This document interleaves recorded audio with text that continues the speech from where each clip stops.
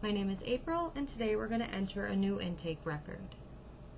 Here in ClinicTracker, you can access the patient demographics record a variety of ways. Today we're going to click on this new intake button to add our new patient. Here on the demographics tab, this is where you'll enter your client details, any contact or statistical information if required. As you can see, all of these items in red are required fields, and they may vary depending on how your system admins have configured your system. Now moving on to the intake tab, this is where you can enter additional patient details. This type right here is where you'll identify whether this is an intake or a patient. In many cases, you'll enter them as an intake, and then when they're going to be seen, you'll enter an admission date and switch them to a patient. We're going to make this a child today so that we can review the parent guardian tab. But aside from that, you can enter additional items here like your referral sources, any key dates, clinical assignments, or other miscellaneous information.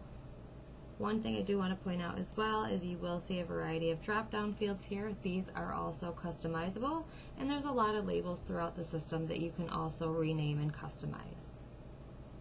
Moving on to the Parent Guardian tab, you'll enter your parent, guardian, or other household information if necessary. This tab can be made visible at all times or based on specific age, depending on how your facility works. Now we'll move on to the Outside Providers tab. This is where you can document any pediatrician or primary care information, outside mental health providers, or the individual's pharmacy.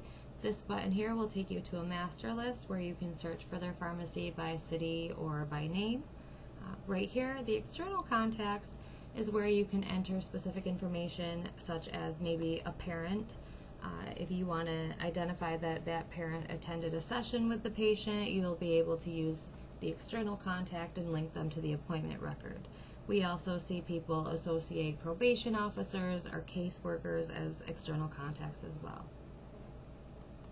The Insurance tab will allow you to collect primary, secondary, and tertiary insurance information. You can verify the patient's eligibility if you subscribe to that feature.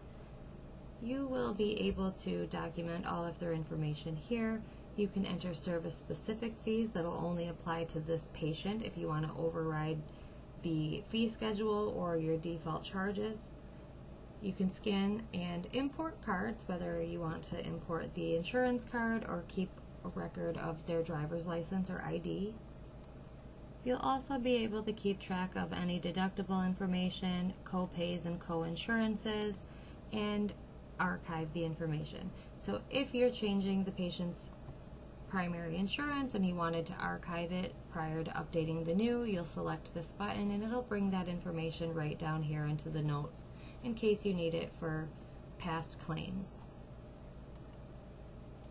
Now moving on to the Financial tab, here's where you can identify the financially responsible party, if the patient's eligible for a reduced fee schedule or maybe they're not billable for any services. We also have this option here to identify whether it's like a workers' comp or an accidental claim.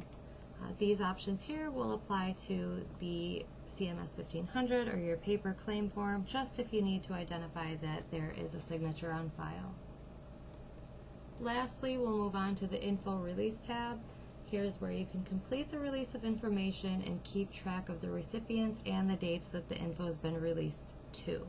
In order to set this up, you'll come over into our Utilities menu where there's a Maintenance menu, and then you'll find a variety of release of information options where you can pre-populate your verbiage and identify specifically what type of information you'll be releasing to the recipient.